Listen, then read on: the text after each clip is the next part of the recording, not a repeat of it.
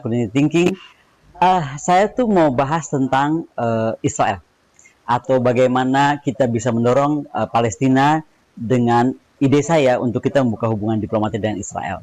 Ini agak ramai kemarin di media sosial, baik di FB saya ataupun di YouTube-nya Mbak Yeni Wahid mungkin gitu kan. Tapi yang pasti saya menyatakan itu pertama kali saat diundang Mbak Yeni Wahid bicara di Wahid Foundation tentang bagaimana kita mampu mempercepat perdamaian Israel Palestina, dan yang paling penting adalah bagaimana meredam kemarahan orang-orang yang merasa bahwa Israel itu berdamai dengan negara Arab artinya mengkhianati Palestina.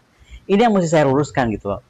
Saya tuh kadang-kadang jadi heran, kenapa ya? Justru menurut saya ini pemikiran penting dari seorang Jared ya, mantunya Pak Vice Presiden Trump, yang hanya bekerja 3 tahun, 2017 ya kan, sampai 2020 dia bisa menggandeng negara-negara Islam gitu kan, Uni Arab Emirat, kemudian Bahrain, dan kemudian sekarang disusul oleh negara-negara Arab lain gitu, Oman dan lain-lain. Jadi menurut saya peran Indonesia sebagai negara Islam kok nggak bisa ya mengajak orang-orang Arab itu untuk dari kemarin-kemarin gitu loh, melakukan Abraham Accord dengan Israel sehingga mereka bisa lebih mudah bicara kepada Israel. Untuk bicara apa? Mendorong masalah Palestina itu diselesaikan gitu. Nah, menurut saya Indonesia mungkin karena tadi ya, kita selalu bangga kita jadi negara Islam terbesar, this and that, tapi kok nggak bisa ngajakin Arab gitu kan. Ya udah kalau gitu sekarang kita lihat ya apa sih akar masalahnya Israel Palestina.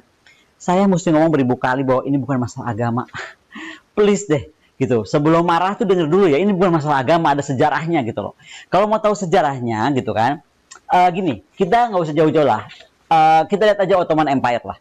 Jadi yang selama berapa tahun ya, 1299 sampai 1922, dari mulai Turki sampai Eropa itu semua ya kan, Vienna, Anatolia, Algeria, Libya, Egypt, Israel, Palestina, Syria, Jordan, Irak, dan part of Iran itu dikuasai oleh Turki Utsmani, oleh Sultan Sulaiman. Bedanya Sultan Sulaiman adalah dia sangat paham bahwa ini itu adalah masalah tribes, bukan negara yang sudah dibagi, ada garis kedaulatannya gitu.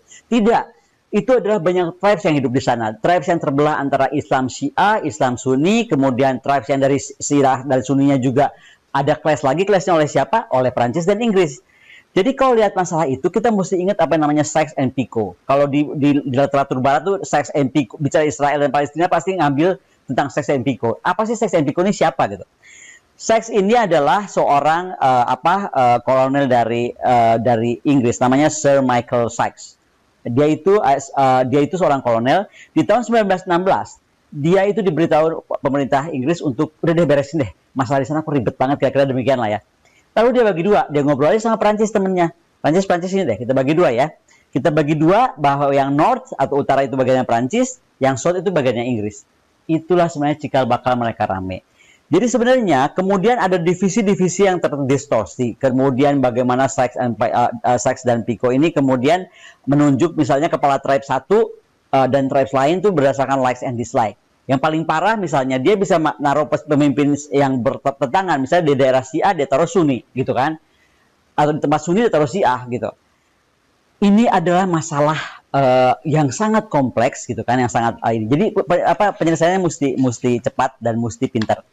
Gimana menurut Ibu kalau misalnya ditanya gini, kenapa emang kalau kita baik sama Israel untungnya apa? Banyak untungnya. Selain kita bisa untung di teknologi, pertahanannya, pertaniannya, keuangannya gitu kan. Satu hal, kita lebih bisa mendorong percepatan Palestina ini beres. Katanya kita mau beresin Palestina.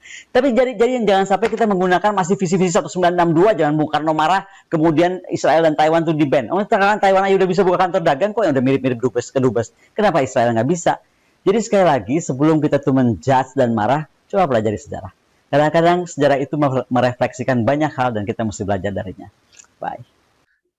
Indonesia ini kan negara yang cukup besar ya dan konsumtif. Kalau kerjasama dengan Israel, pasti Israel akan mendengarkan Indonesia. Lalu Israel akan minta sama Israel. Indonesia akan minta sama Israel, tolong dong ini didengar nggak sama Israel? Didengar. Karena Israel butuh pengaruh. Kan simpel sekali kan yang disebutkan sama Ibu Koni tadi. Nah itu yang Indonesia dengan kesombongannya, dengan kepungahannya untuk orang Indonesia, pokoknya ganyang dulu, salah. Untuk bisa membujuk Israel itu jadi sahabatnya Israel dulu. Israel trust sama Indonesia, didengar Indonesia. Apalagi jumlah penduduknya 270 juta. Itu buat Israel sesuatu banget. Ya, sesuatu banget. Nah, kemarin ada fitnahan. Saya kemarin ada fitnahan dari Tribun itu ya. Tribun itu nulis bahwa sasaran selanjutnya, sasaran Israel, bukan sasaran tapi target ya. Target Israel selanjutnya adalah Malaysia. Ini kan goblok nih, saya sharein lagi ya.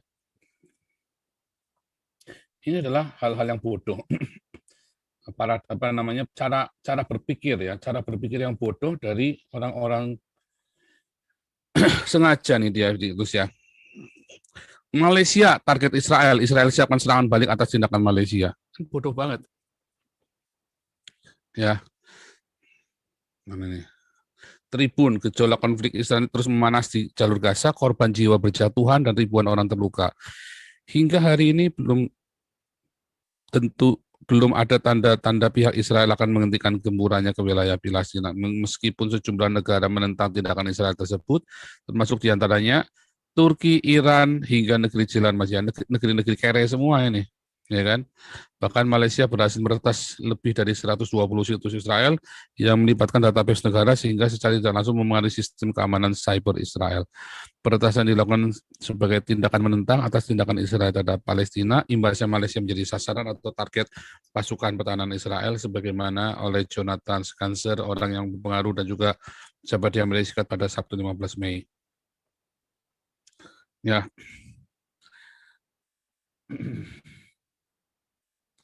Terus buat apa ya? Dipikir-pikir itu buat apa ya? Buat apa ngerjain Malaysia dia itu? Untungnya apa? Israel itu jumlah penduduknya di seluruh dunia itu, jumlah orang Yahudi itu cuma 14 juta. Israel itu negara yang kecil. Daripada dia musuhan sama semua orang, bukan karena dia lebih baik bersahabatan sama semua orang.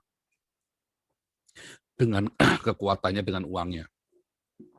Ya. Ini contohnya pikiran yang paling ini ya, pikiran yang paling simpel saja. Lebih suka kalau kita punya duit ya, dululah saya lah. Kalau saya mau kelahi sama orang, mendingan saya kelahi sendiri. Apa saya suka suruh orang? Saya suka suruh orang lah, suruh kelahi lah. Apa saya kelahi sendiri? Ya kan? Nah, terlalu bodoh. Kalau Israel mau nantang semua orang, mau ditantang semua, jumlah warga dia cuma dikit. Terus mau tantangin semua orang kan, ini cara berpikir yang bodoh sekali, cara berpikir yang arogan dari orang-orang. Yang arogan bukan Israel, justru orang-orang ini yang bodoh sekali, orang-orang Islam ini terutama kan. Kenapa? Karena dimotivasi dengan isu agama tadi. Oh ini bukan isu agama, iya, tetapi dalam pemikiranmu, otakmu selalu masalah Islam bunuh Yahudi, bunuhlah Yahudi, Israel Sionis, dasarnya apa? Nggak ada Israel menjajah Palestina, lawang negaranya aja merdeka, dikasih merdeka, dibolehin, bahkan disuplai oleh Israel airnya, listriknya, disuplai. Nah kan lucu kan, kenapa orang Palestina daripada beli roket, mendingan buat kesejahteraan rakyatnya, kayak orang Indonesia nih, kayak ini kemplu ya, kayak orang Indonesia kan kemplu kan, kemplu banget ya, kemplunya di mana? Ngirim miliaran ke ini, malah Anies katanya ngirim uang ya, Anies itu ngirim uang berapa puluh miliar ke Palestina, Anies kirim donasi ke Palestina.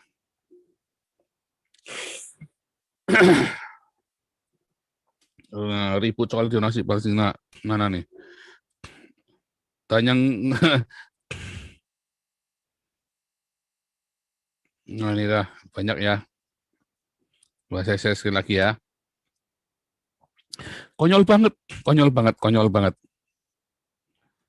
Coba ya kita lihat ya. Ini kebodohan ini ya.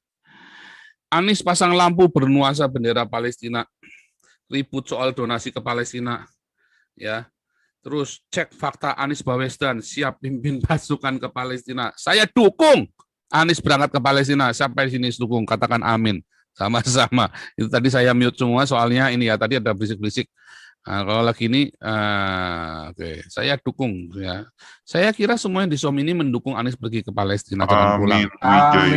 Kita dukung Anies Amin, Baswedan amin. jadi presiden Amin. Palestina ya. Amin. Kita dukung, Amin. kita doakan Anies Baswedan jadi Amin, presiden Pak. Palestina. Tambahin. Kita pasti Amin. tambahin modal. Ya kan. Cepat lebih bagus. Makanya kan lebih cepat lebih bagus ya kan. Pak Paul, saya bayarin one way tiket Pak Anies ke Jakarta ini.